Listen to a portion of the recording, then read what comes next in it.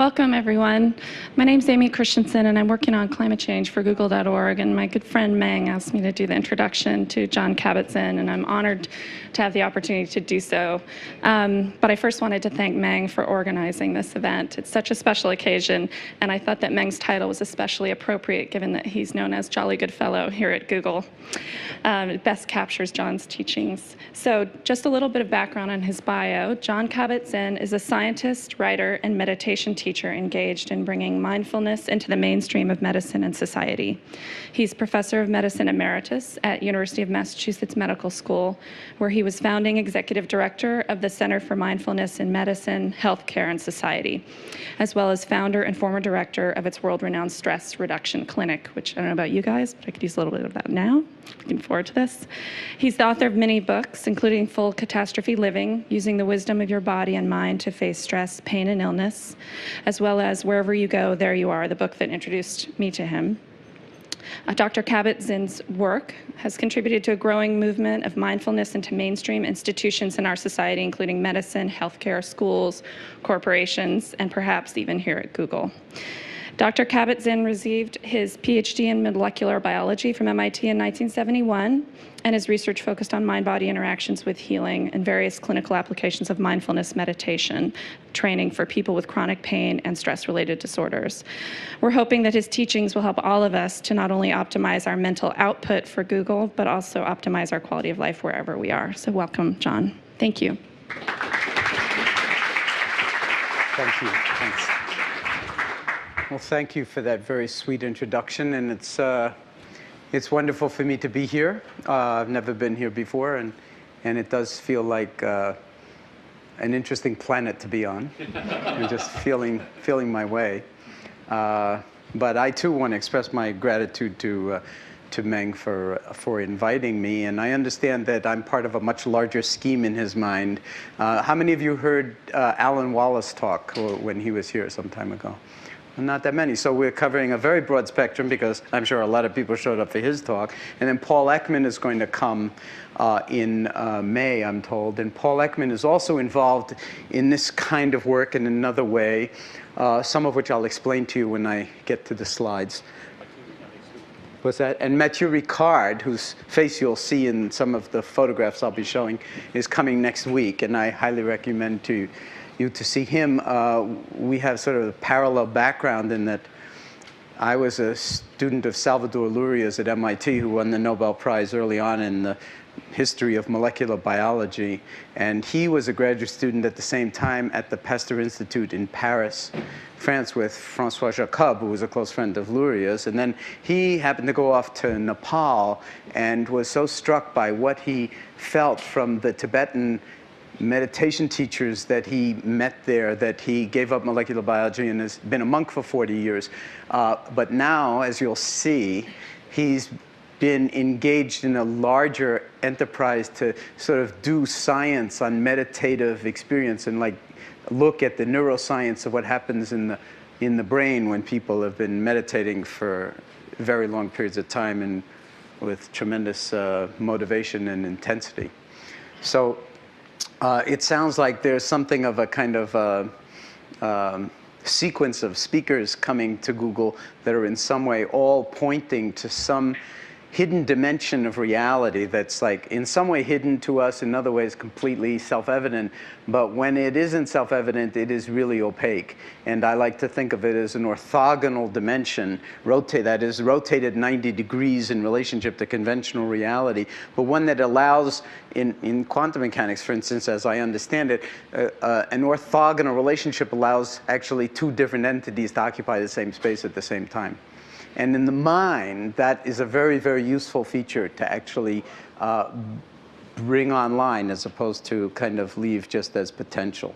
So I'm going to be talking from a number of different angles. I entitled the talk, after talking with Meng about it, Mindfulness, Stress Reduction, and Healing, because that's what a huge amount of our work in the past 28 years at the UMass Medical Center has been about. But there's another parallel element to it, and it partly depends on how you feel about stress and stress reduction.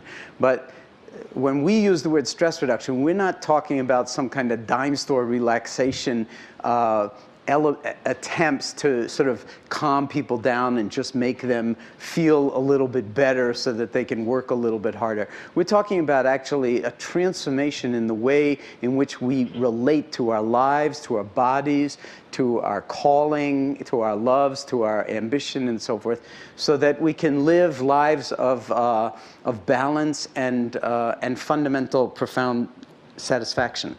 And I believe that's true for human beings, that is possible. And I think that a lot of the time, the society entrains us, if we don't do it ourselves, into severe imbalances that can sometimes be unbelievably addictive, intoxicating, and wonderful on one level, and on the other hand, may be like actually draining your life's blood on another level or killing you. And so in a certain way, metaphorically speaking, I would say that in this society, we seem to more and more be dying for some authentic door into ourselves in a way that's bigger than just what usually defines us. And that's not to deny the beauty of what we often do, how creative we can be, how important it is to, I mean, at a place like this where you're basically redefining the world and the universe and in ways that potentially are tremendously healing for the planet. But to have this be, in some sense or other, held in a kind of awareness that ordinarily we're just not taught in school, and that requires a certain kind of intimacy and cultivation in order to be able to have it more at our disposal. So if we're going to start with stress and stress reduction, I mean, periodically Time magazine and Newsweek and so forth put stress right up there on front because I don't know. I mean, I started the stress reduction clinic in 1979. And when I think back to 1979, I say to myself, 1979, what stress? I mean, because of you folks and people like you, I can get more work done in a day than I used to be able to get done in a month. And it's far better work. But it still has a cost. Do you know what I'm saying? I mean, because then the expectation is not just from other people, but from myself, that I will just like be. So the digital revolution already has sort of catapulted us into a condition where increasingly there's no end to the work day, there's no end to the work week, and so there's a way in which work can encroach all of life. And if you love work more than anything else in the world, hey, no problem with that. And there have always been people like that on the planet, scientists, you know, musicians, I mean, where it's all that. But there's also potential costs to pay in terms of burnout, in terms of like addiction, in terms of overdosing, so that you're not actually tapping into the creativity that maybe you once were. And it requires more and more effort to get the certain kind of return as opposed to less effort, more dance. And so there are actually, but for 20 or 25 years, there have been like a lot of research being done epidemiologically. What are the effects of various kinds of risk factors on human health, mentally and physically? Everybody knows smoking is a big thing in this society to actually demonstrate that cigarette smoking is not good for your health. And you know, in 1964, the Surgeon General's report actually came out and said that. So there's that, and there's high blood pressure, and there's high cholesterol, and all sorts of risk factors for coronary disease, for cancer, and so forth. But stress was always considered like not measuring up to a bona fide risk factor. But a couple of years ago at UCSF, in the laboratory of Liz Blackburn, Alyssa Epple, who actually happens to be a mindfulness teacher, but is a young assistant professor at UCSF, did a study looking at the rate at which the repeat subunits at the ends of all of our chromosomes, which are called telomeres, and which are required for every cell division in every cell in our body that divides, that it turns out that stress, long-term chronic stress, can accelerate the rate of telomere degradation enormously. And so if you've ever had the if you have ever heard the words coming out of your mouth after a particularly horrific experience, God, that one just took years off my life, it turns out it's true. It's taking, because the telomeres once they degrade, the cells can't divide anymore. So if stress increases the rate of telomere degradation, I mean, you can't get more somatic and molecular than that in terms of evidence that stress has potentially, if it's not mitigated, the consequence of basically increasing aging. And I'm not going to go into this study in any great detail. It was published in the PNAS and Proceedings in the National Academy of Sciences in 2004. But just to say that they did this study on parents of children with chronic medical problems that are basically not going to get better.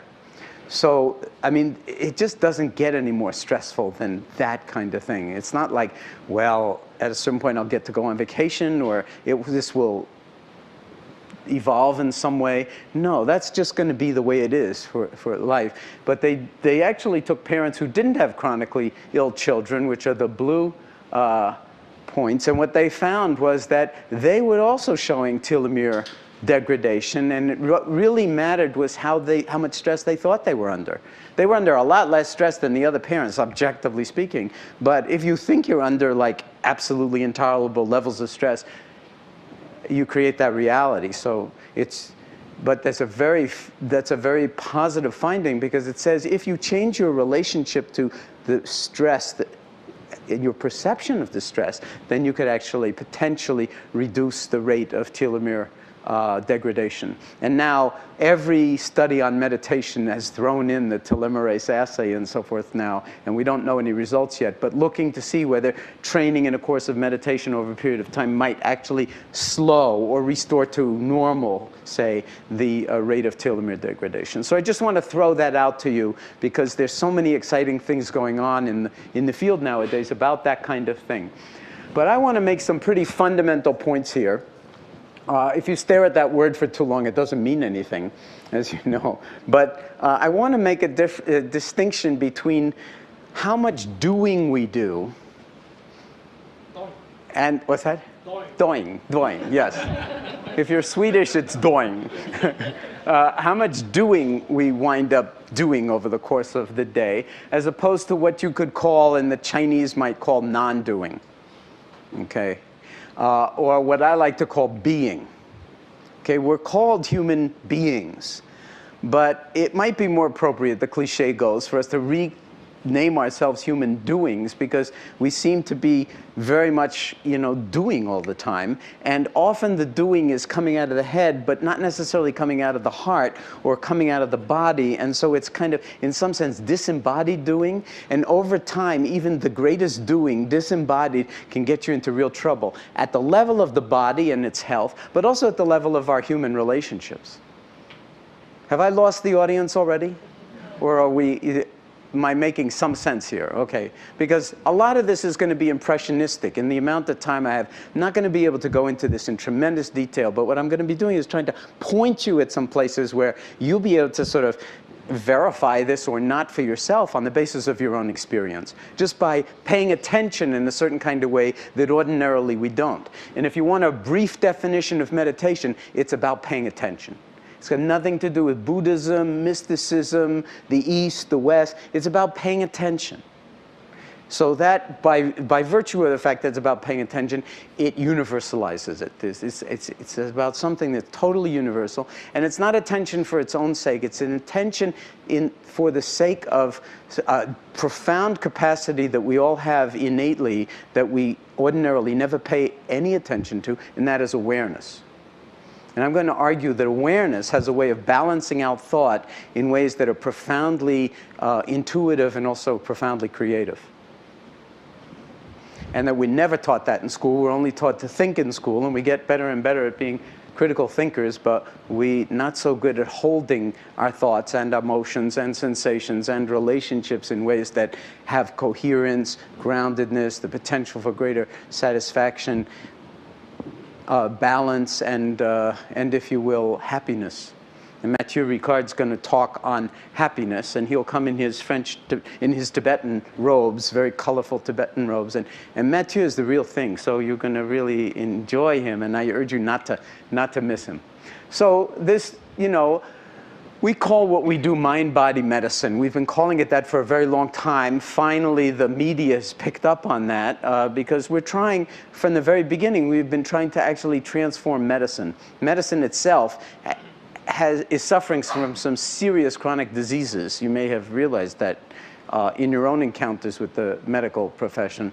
And so we're, in some sense, trying to breathe new life into medicine, and in some other ways, through science, and through some other ways, get it back to its Hippocratic roots and not lose the art of medicine while we're developing the science of medicine.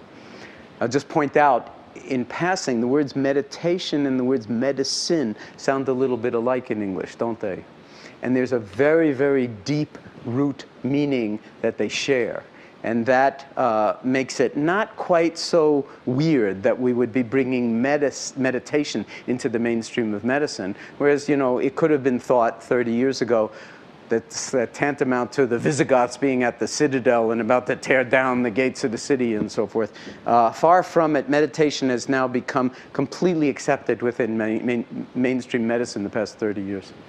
And I'll show you some evidence of that. I mean, this is basically a photograph of 150 doctors and other health professionals being trained in mindfulness at one of our professional training retreats. I just got back from another one last week. And what we call mindfulness-based stress reduction is spread. This map is 10 years old. And by the way, I'll just like a pitch. This is the perfect environment to do it. If any of you folks can put me in touch with software that I can put points on a map at will, I would love that.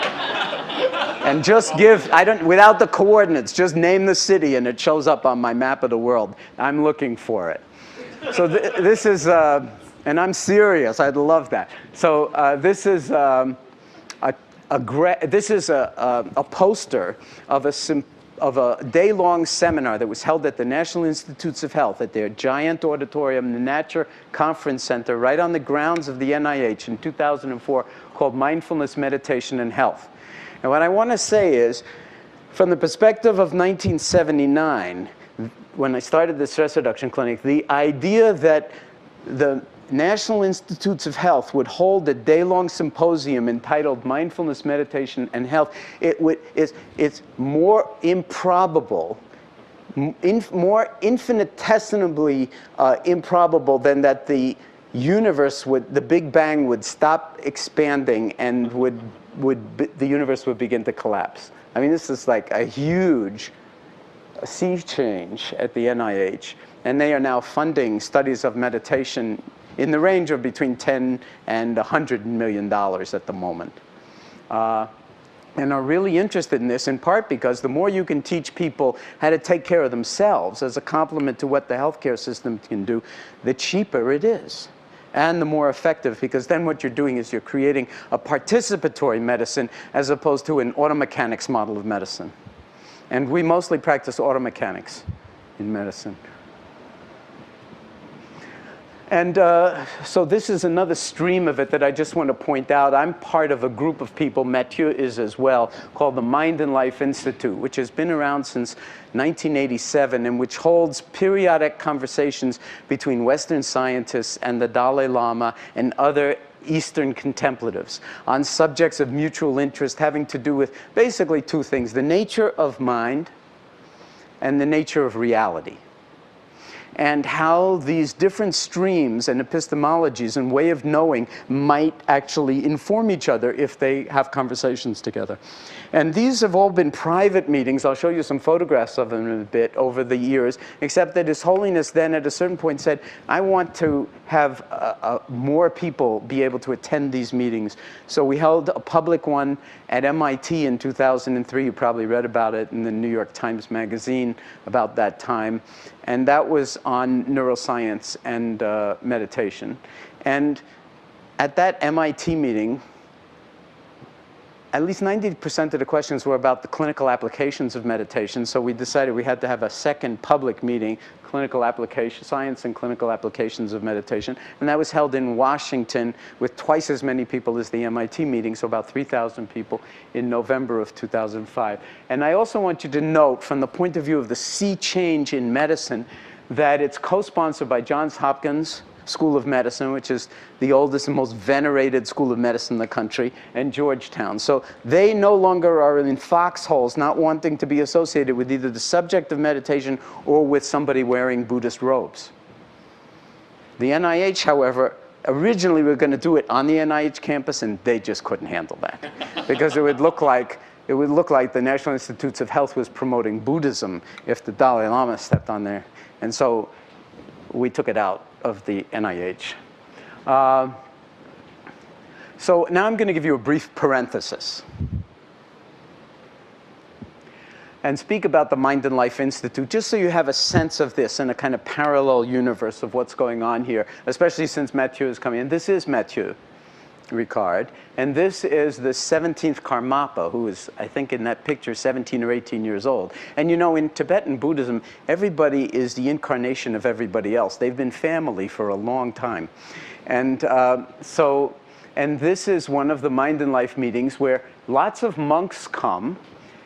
And here's His Holiness, and His Holiness's translator, Thupten Jinpa, and then Alan Wallace, who was speaking here a month or two ago, and then the Karmapa. And His Holiness, one of the reasons that Karmapa is part of it is that being 17 or 18 years old, His Holiness is hoping that he would get interested in science, because the Dalai Lama is very interested in science. I mean, he's just really into science and engineering, and you can read about his history in that regard, but he's just a natural scientific curiosity. And if you spend days in a room with him talking about science, he's always interrupting the presentations and saying, but have you thought about doing this? And they say, well, Your Holiness, that's the next study that we decided to do. So he's right up there. Even though he's only had like a high school education formally in terms of science, he's like really well-read and also extremely well-tutored by some Nobel laureates and so forth. So he's got this love for science that, and this is, let's see, a bunch of scientists. This is Stephen Chu, who is a Nobel laureate in physics, who's now doing molecular biology.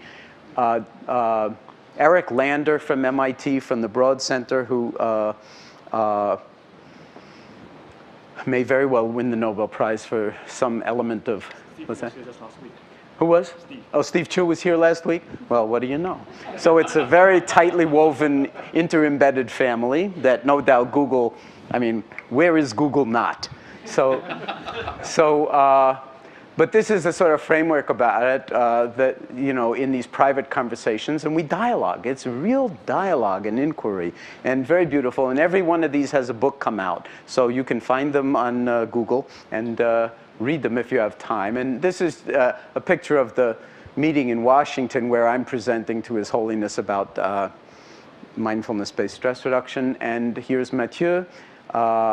Achan Amaro from the Theravadan Buddhist tradition, and Richard Davidson, who's the head of the Keck Laboratory for Neuroimaging at the University of Wisconsin and a collaborator of mine. And to just say, for those young scientists here who are interested in this interface for whatever reasons that I couldn't even imagine, but that maybe you could, because mostly we're talking about neuroscience and behavioral medicine and things like that, but there may be Google people who could, add a whole other element to this thing. We hold periodic, every summer research institutes at the Garrison Institute in New York City. And this is an example, just of us being in conversation with a bunch of young faculty and graduate students and even undergraduates in neuroscience and medicine and clinical psychology on these deeply interesting questions of what we can learn from each other. So that's the end of the parenthesis. The number of, if you track just the number of scientific papers in the literature on meditation, it's beginning to look like it's going exponential. And this is the University of Massachusetts Medical Center where the work that I'm going to describe comes from. So we call what we do mindfulness-based stress reduction. What is mindfulness? I had a friend of mine make some calligraphies for me, and then when I went to China for the first time to talk, I thought, well, hey, I'm going to have all these calligraphies, I better bring them.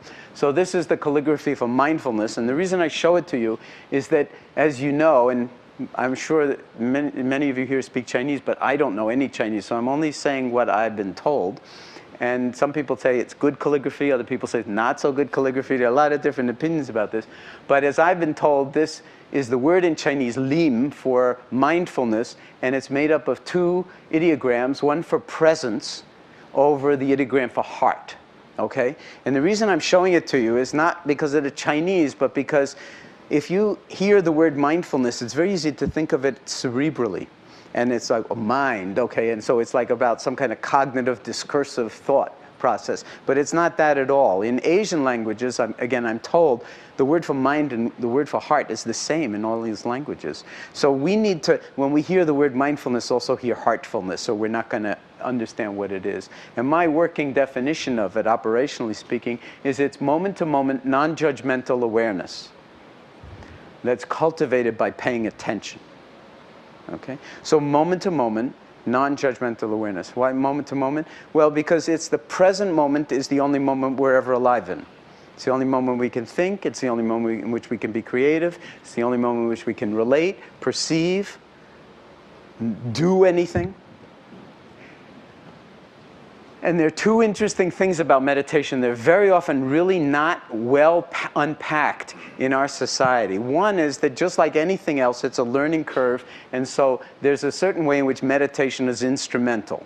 Just like driving a car, learning to play a musical instrument. You just do it over and over and over again. You do it.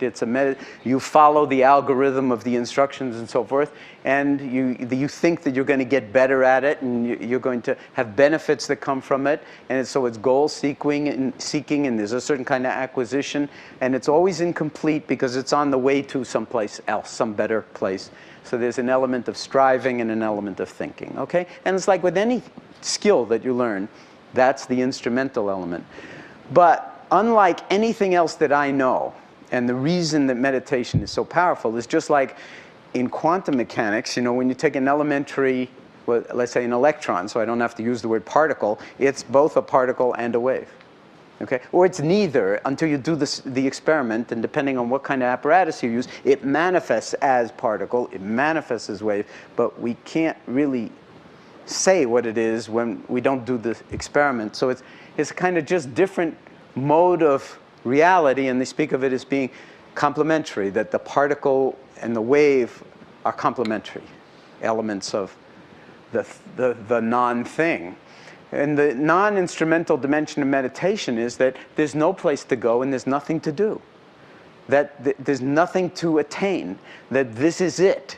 And if you drop into this moment, that it's not about ever it getting any better than this, because it can't get any better than this. This is it.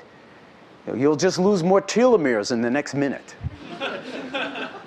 If you'll pardon my putting it that way. But it's like we tend to persist that like in the future it's all going to come together better when Google's like much bigger, or when you work out all the kinks or whatever. But that's a very limited way of thinking about this thing, because the future that you're living in now, this present moment, was the future of when Google started.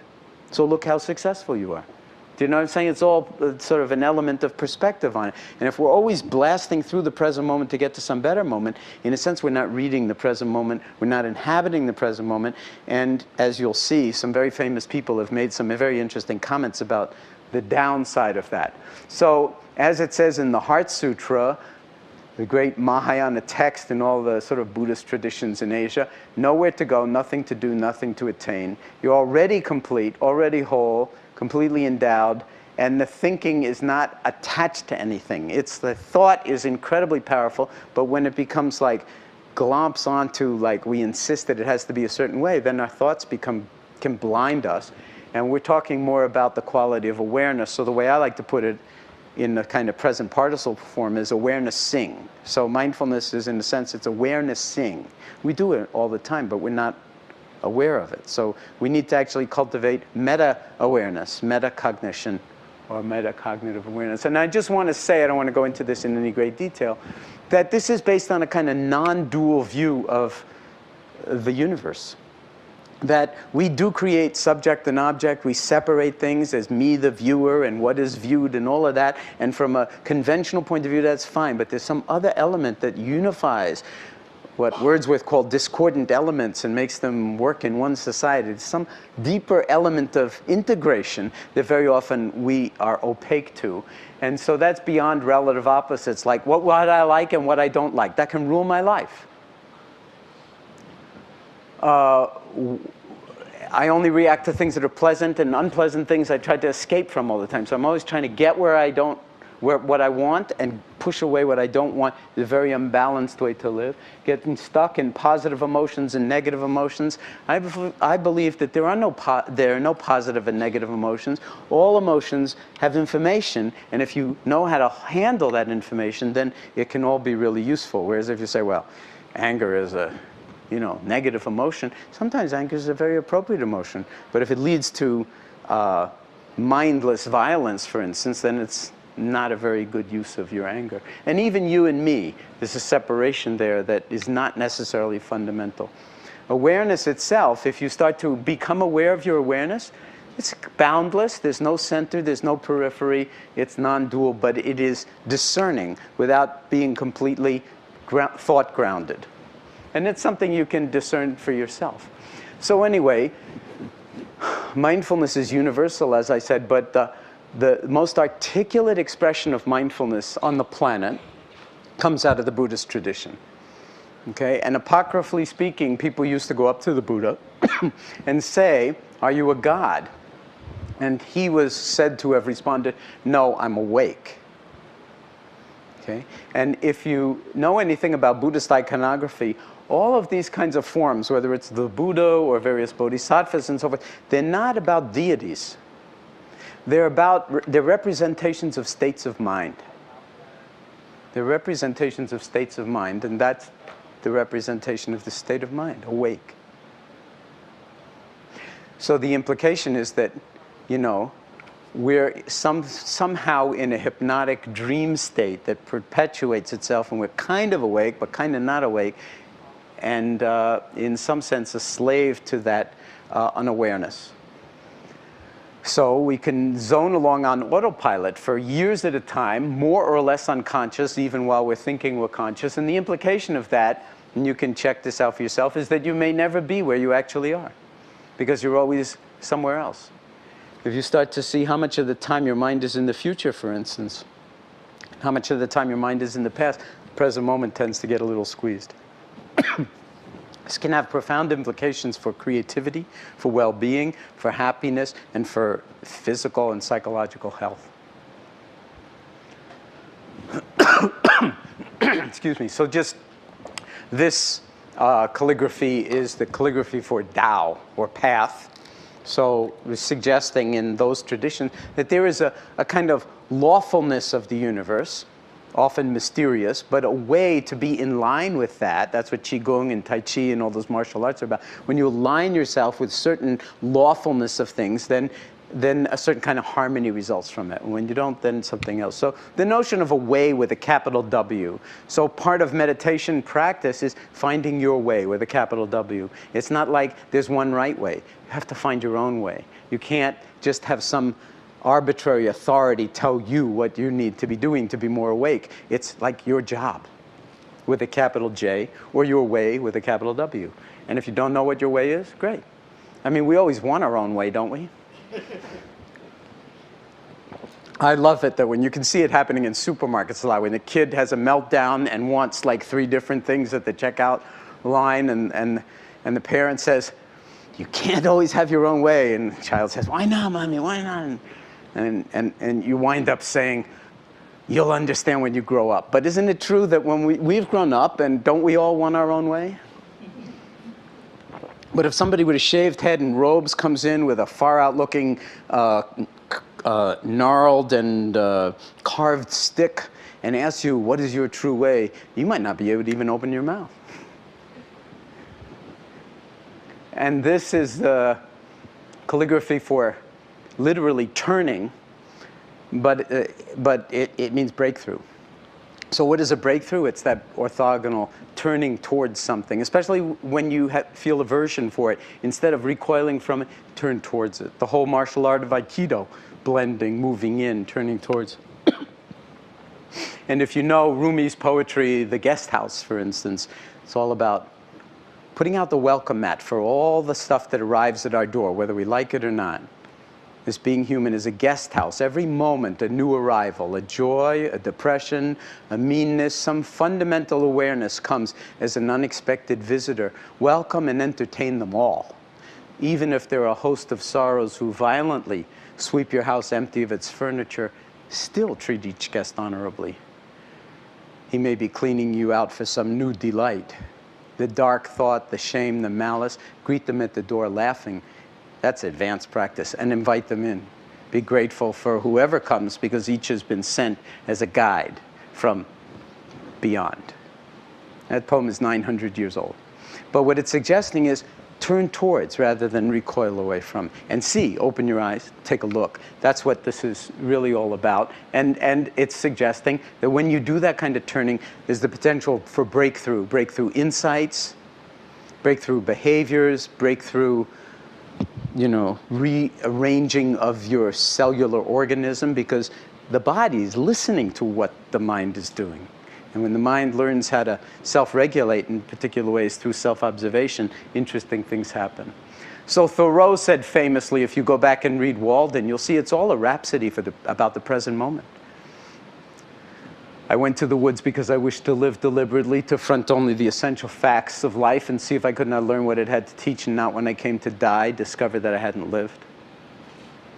Martha Graham, all that's important is this one moment in movement. Make the moment vital and worth living. Do not let it slip away, unnoticed and unused. And William James, I'm not even going to go into that in the interest of time, but he's basically saying that a method to voluntarily bring the mind back when it wanders off would be the foundation of the best possible education. But he says it's easier to conceive of that than to find one that would really work. But he didn't know anything. It's evidence that he didn't know anything about Buddhism, because that's exactly what it is the mind goes off, you bring it back. The mind goes off, you bring it back. The mind goes off, you bring it back. The mind goes off, you don't want to bring it back, you bring it back anyway against the resistance. And something starts to grow against the very resistance that's a lot more interesting than a bicep. And it's mindfulness. So MBSR is a complement to medical treatment, not a substitute for it. In the hospitals, it's fully integrated into medical clinics and subspecialties. It does involve a certain degree of discipline and work, although I like to think of it more as play than work. And with our medical patients who suffer from severe chronic medical conditions of all kinds, including anxiety and panic and so forth, it's a fairly intensive time commitment. It's 45 minutes a day, 6 days a week for 8 weeks. And there are 4 formal methods that we teach: a body scan, which is a lying down meditation, sitting meditation, mindful hatha yoga, and mindful walking. And so this is an action shot at a body scan. It just goes on like this. Another view. Sitting meditation. It looks like nothing's happening. I want to tell you, this is the hardest work in the world. To be in the present moment, non-judgmentally, for even a fraction of a second is hard work. And I'm basically challenging you to consider that it might have some enormous benefits.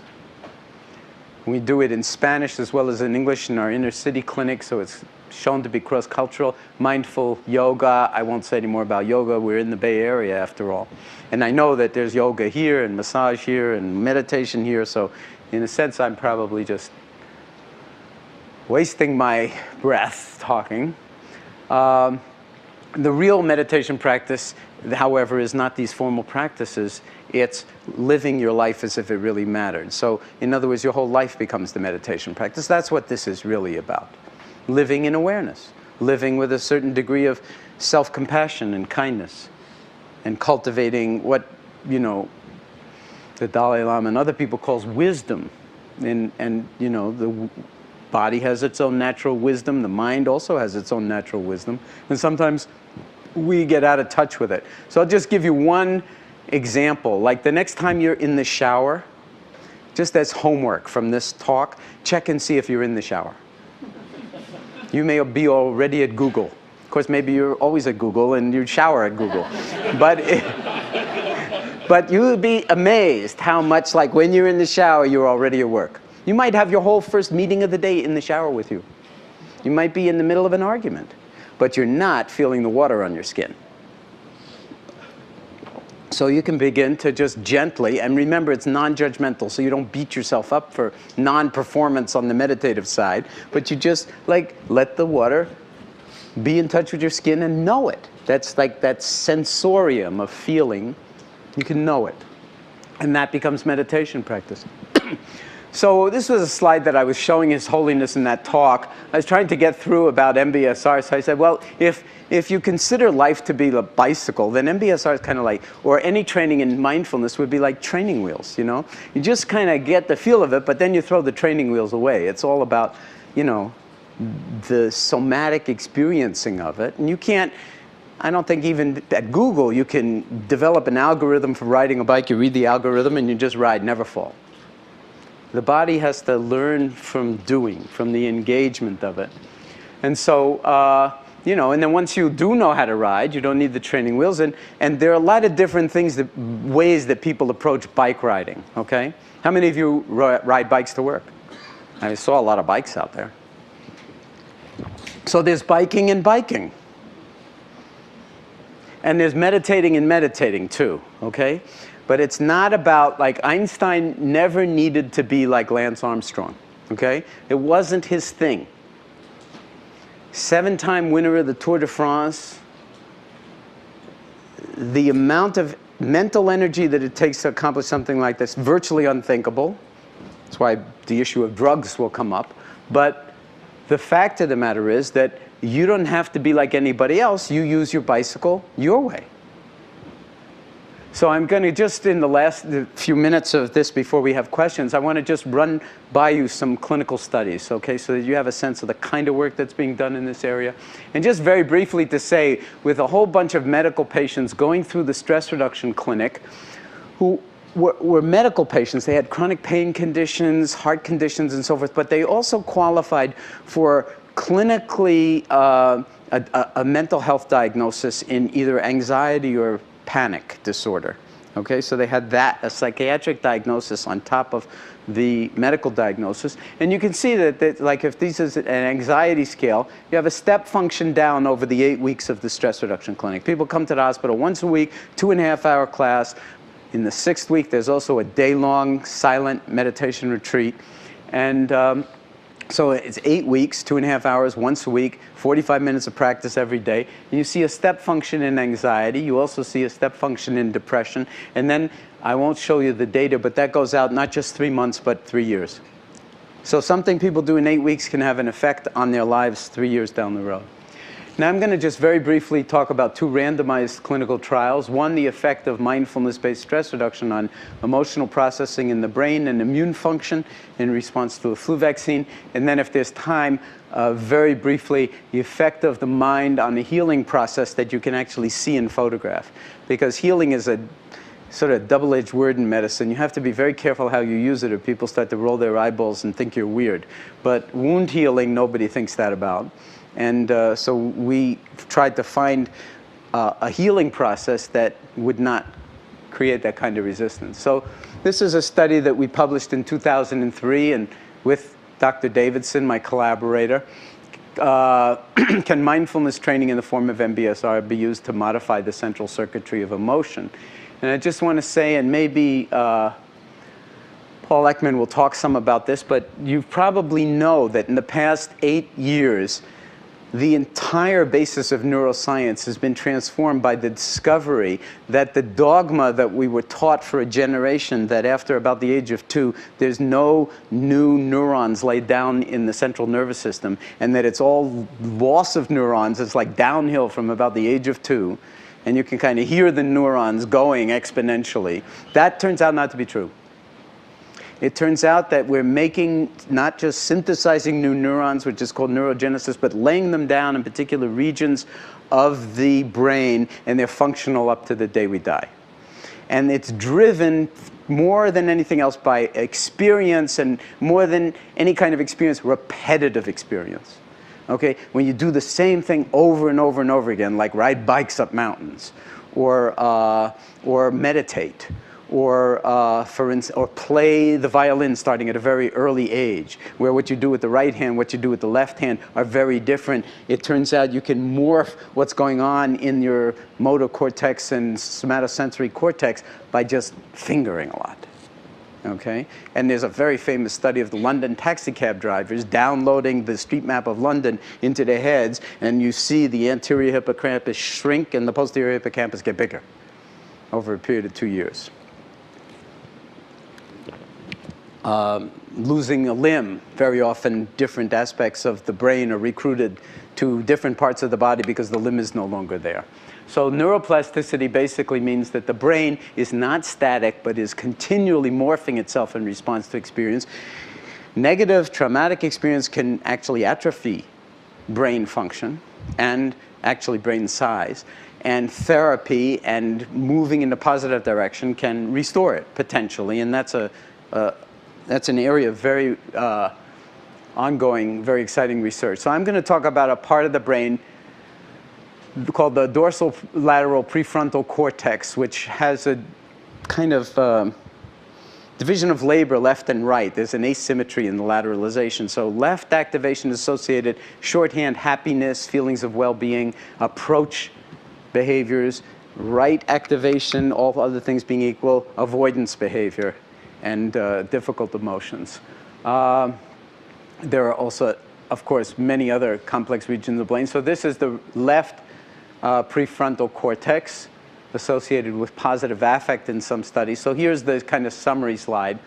Left, happy, right, unhappy. I won't belabor it in the interest of time, except that if you take people and put them into scanners or use a quantitative EEG electrode helmet, which I'll show you shortly, and just get people and you don't do anything with them, you just study whether they're more left or more right activated.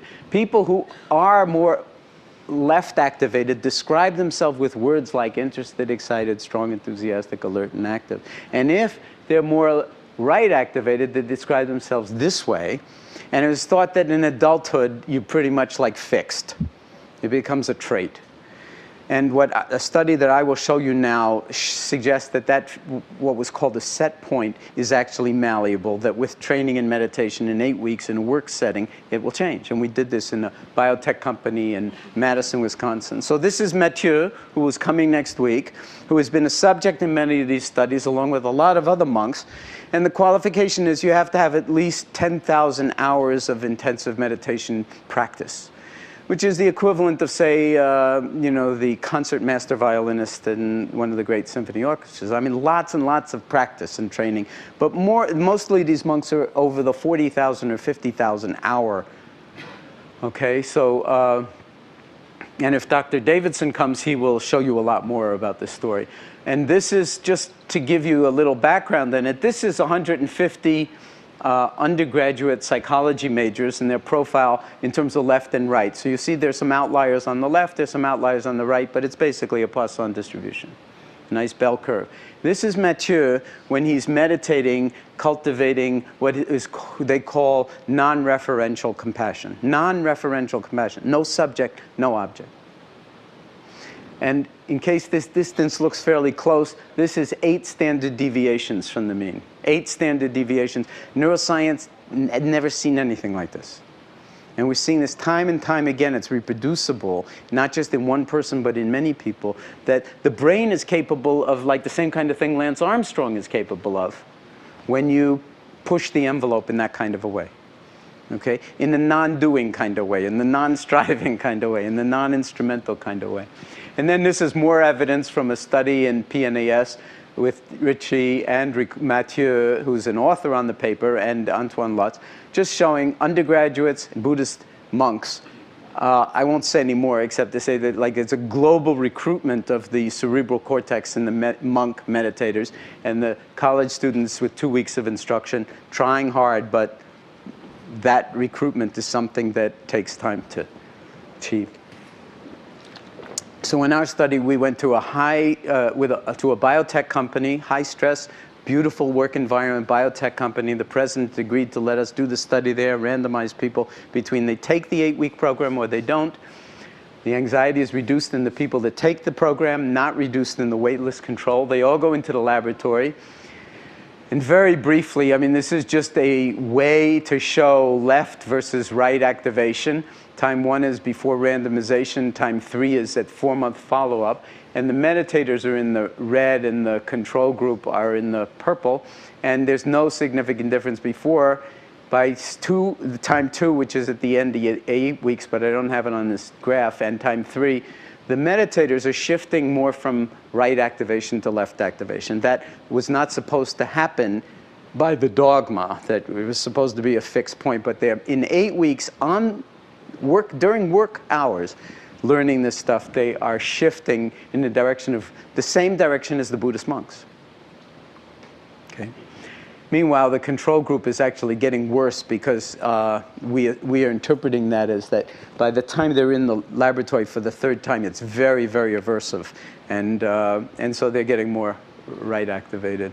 And we gave everybody the influenza vaccine at the end of the 8 weeks and then monitored their blood titers for antibody. The meditators mount a stronger immune response than the non-meditators. And then when we plot the degree of brain shift right to left over the degree antibody titer, we get a linear relationship with a fairly significant correlation in the meditators and no relationship whatsoever in the control group.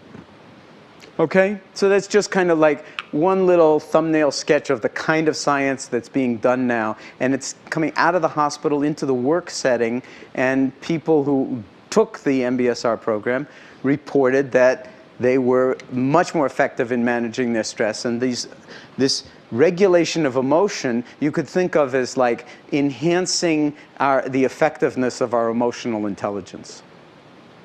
And then it has effects on health, at least in terms of the immune system. And we don't know enough about it to say any more than that. And that's why all these other studies are ongoing. I'm just going to say very briefly about the skin disease that you can see in photograph and healing.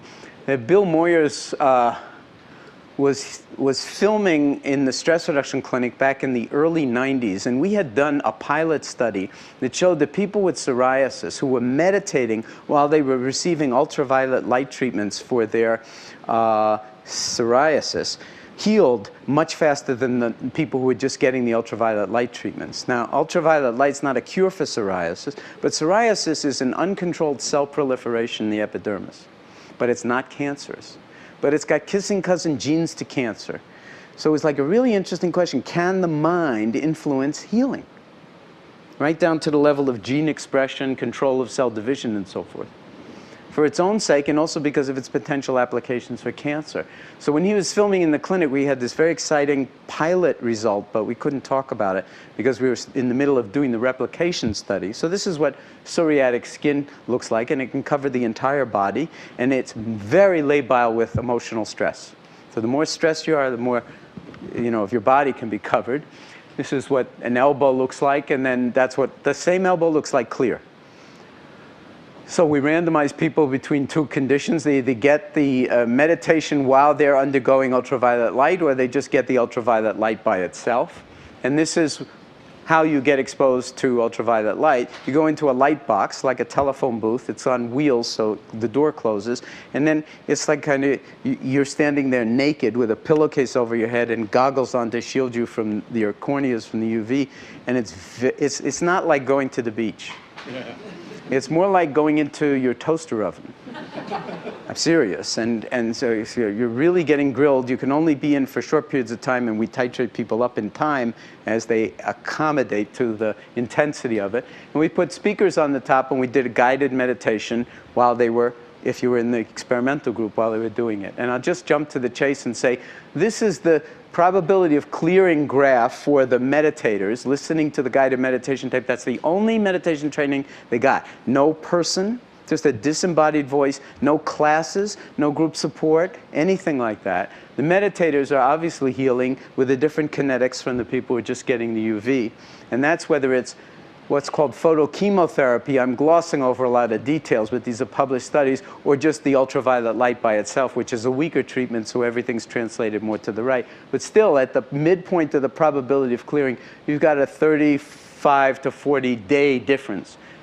And when you do the statistics, it turns out the meditators are healing at 4 times the rate of the non-meditators. And I won't walk you through the table, but there are implications of this study. One is that the mind can positively influence the healing process and speed it up by a factor of approximately 4. That's pretty interesting, if that's true.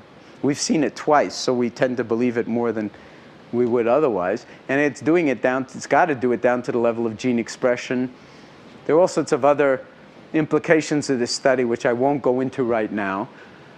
And just for the sake of having some time for dialogue, I'm going to stop and just quote William James again, or for the first time, since I didn't the first time. I have no doubt whatever that most people live, whether physically, intellectually, or morally, in a very restricted level of their potential being. They make use of a small portion of their possible consciousness, much like a man who out of his whole bodily organism should get into a habit of using and moving only his little finger. And then very famously, we all have reservoirs of life to draw upon, of which we do not dream. So I just want to say in closing, there are plenty of opportunities to do this kind of training if you're interested. The Bay Area has more MBSR teachers, higher density of MBSR teachers than any place else on the planet. And if you're interested in the work of the Center for Mindfulness, that's this website. And if you're interested in the work of the Mind and Life Institute and the Dalai Lama, that's that website. I want to apologize for blasting through this so quickly, but I wanted to give you a kind of a broad enough range of this so that you understand that there's an art to this, there's a science to it, and the fun really comes in the interface between the two. And then there are very, very real 28 years worth of data on clinical applications of this kind of thing, now more and more grounded in molecular changes at the level of cells and also neuroscience and the level of the brain. So that's a very exciting time in both medicine and science to start unpacking these kinds of things. But even beyond the science of it, there's the kind of excitement of maybe making accessible to us a dimension of living that's been, if you don't mind my using this in a pun-like way, right under our noses from the very beginning, and that we easily miss because we blast so much through our moments, and we're so into thinking, but not so much into being aware of what we're thinking. So I want to thank you for your attention, and now open it up to any kinds of questions, comments, observations, if you care to.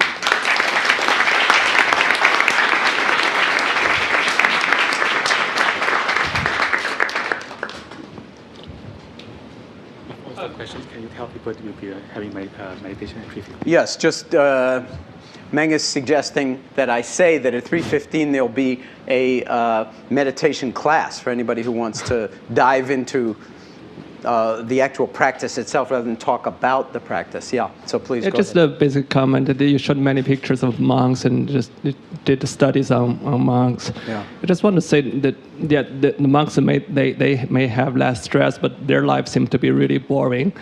For people who are working at Google, and we have a lot of work to do. We have a lot of things to create. We do have a lot of stress. Just there's sort of some kind of a balance between a monk's life and an engineer's life. For people who have a lot of stress generating work to do, how do you handle this? Okay, well, I want to make sure that you understand that the reason I'm showing the picture of the monks is basically to show outliers, okay? But the fact is 17,000 people have been through our stress reduction clinic over the past 28 years, and none of them know anything about monks or Buddhism and could care less, and they're all stressed up the kazoo, or wazoo, or whatever you want to say. So this is... My point showing about the monks was that the regular people in the work setting, when we did that study, their brains shifted in 8 weeks in the same direction as the monks who've been doing it for 40 years. So there's a tremendous amount of latitude for dealing with the stress that you're under as a person. And very often what we think is, well, the first thing we want is someone to just make it better, like maybe drugs or whatever. But there is no real solution to the kind of stress that we're living with from the outside. It has to be a kind of from the inside, learning to rebalance. And balance is always losing your balance and then recovering your balance. So swimming in these seas becomes something of an art form, and it's got nothing to do with monks. It only has to do with like regular human beings trying to put one foot in front of the other and live our lives as if it really mattered, and not get so stressed out in a particular direction that we lose sight of some of the beauty in our own lives. On the other hand, not to get so laid back that we stop contributing to the world or to our work or whatever. And that is an art form, and everybody sort of in a sense has to do that interior work themselves, I would say, because no one else is going to be able to do it for you, certainly. So that's the challenge. But I think there's a very, very good track record, which maybe I didn't articulate well enough, that this is for real people. It's got nothing to do with Buddhist monks. It's just that since Mathieu is coming next week, you might come and see him, you know, just for fun. See that he ain't that different from us anyway. And believe me, the monks have plenty of stress, and they don't think their lives are boring. I mean, boring is as boring sees it, so, you know, it could be different. Yeah. You defined mindfulness as non-judgmental awareness moment to moment. Why is the non-judgmental so important that it takes 20% of the definition? Oh, well, without that, I mean, that's the hardest part of it, is like, because we've got ideas and opinions about everything. So the invitation is to see if you can be with a percept without getting caught in your liking or disliking of the percept. It turns out to be very, very challenging. And non-judging doesn't mean, it's not an invitation to get stupid. It's not like, well, I'm not going to be judgmental anymore. I'll just walk out there and, you know, if a truck's coming, no problem. I'll just walk in front of the truck. It's not about that. We make a very fine distinction between non-judging, which is like, judging is kind of, in my vocabulary, it's like black and white, good and bad, like, dislike. It's kind of very binary. And we tend to jump into those binary plus, minus, good, bad, very rapidly. Discernment is seeing more the shades of gray between 0 and 1. You know, everything in between black and white, so to speak. So it's very much, as I'm saying, a way of being. It's an art form where it's not that you don't see clearly, it's that you do see clearly because your mind isn't fogging it over with all your preconceived 0-1 decisions from moment to moment about what you like and dislike, which is a little bit like a prison. Yeah. So I thought the results about the psoriasis were very interesting, but I didn't think the control group was actually a control group, because in the set who were given the meditation, they were given something.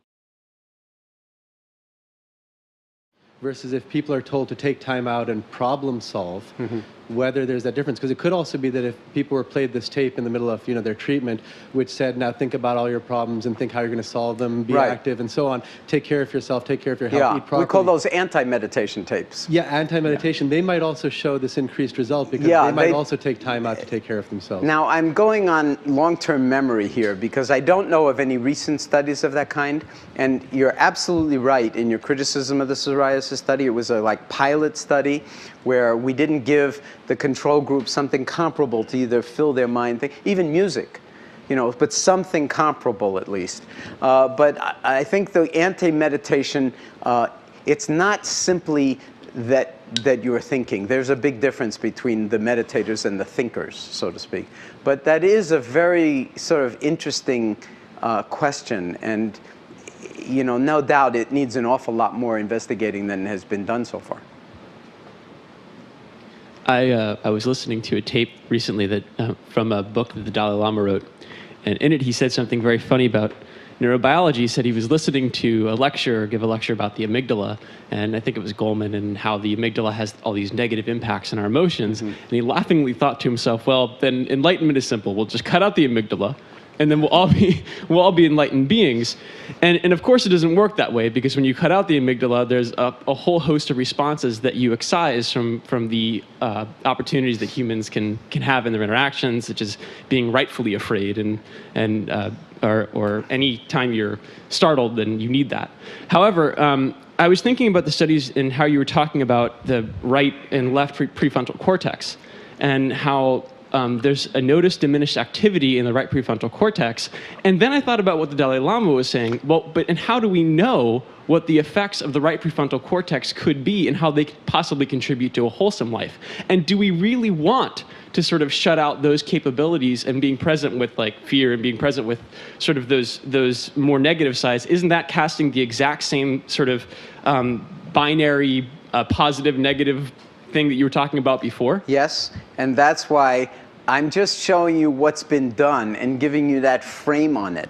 But the larger non-dual perception is saying we hardly understand anything about the brain. And one of the things I glossed over was that left-right shift had to do with very specific loci on the left and on the right. Right next door are other loci that are doing totally different things. The prefrontal cortex is doing a million things at once, so to speak, most of which we don't understand, but it has to do with executive decision making, all sorts of things. So it's not a matter of like, well, excise the amygdala or find the exact thing that will like get you, a little bit more on the left side, because that's also dualistic.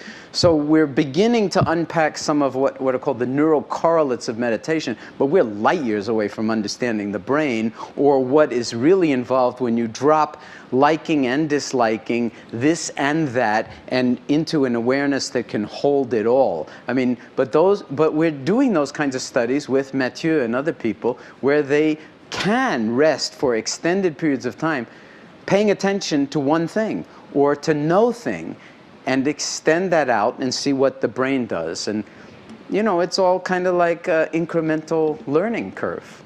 But it's nobody that I know went into meditation because they wanted to make pretty pictures on fMRI scanners.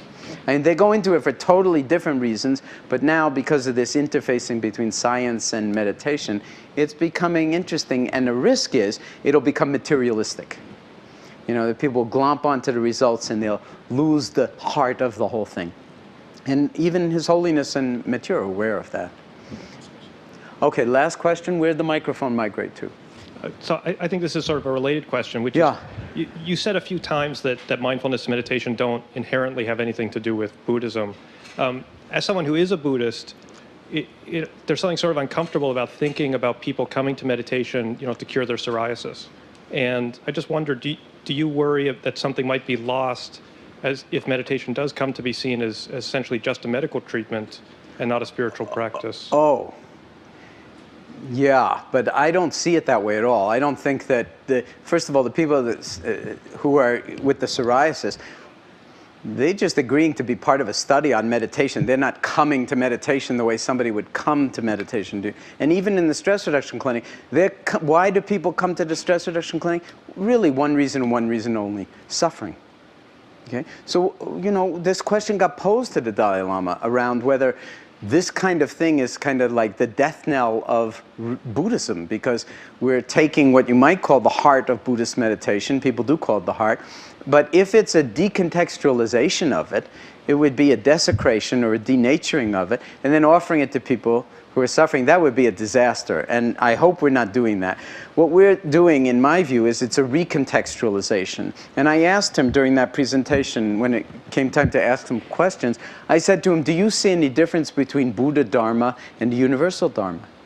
And he said no.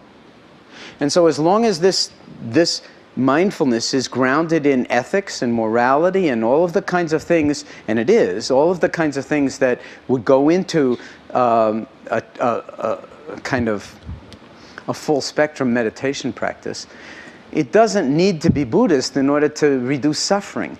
And when His Holiness was posed this question about whether this is a good thing for Buddhism or not that this happened, he said the following. He said there are 4 billion people on the planet, 1 billion Buddhists, 3 billion non-Buddhists, all 4 billion are suffering. So what are we going to do? Just keep it for us Buddhists? And he actually is promoting this, what he calls secularized meditation, that's like beyond Buddhisms or any other isms. And MBSR is really just an example of that, 25 years earlier. But it's not at all meant to be, And you use the word spiritual, so I just want to say that I have a lot of sort of trouble with the word spiritual because it's used in so many different ways. My working definition of the word spiritual is what it means to be really human.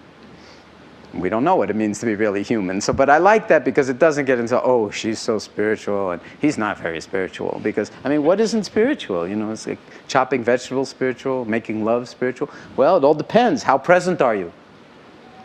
So I love that I'm even here and that we're having these kinds of dialogues and questions because I think we're in a place of so much not knowing. And the awareness itself has an element of not just knowing, but not knowing. And the bound between not knowing and knowing, that's where the juice lies. And so there's just tremendous creative opportunities. And I think in terms of medicine, and I think in terms of our society, in a certain way, you could say that the human mind has reached a part, if you don't mind my sort of branching out a little bit to a more global view, thinking from the last ice age, for instance, all of human history has happened in the past, say, 13,000 years. Everything. And everything beautiful that has come out of human culture, that is in the Louvre or any place else, or in Google headquarters, has come out of the human mind and the human body in 13,000 years, which is nothing in terms of like the history of the planet. And we've managed to call ourselves Homo sapiens sapiens. What does that mean? In Latin, sapere, present participle of the verb sapere, is to taste or to know.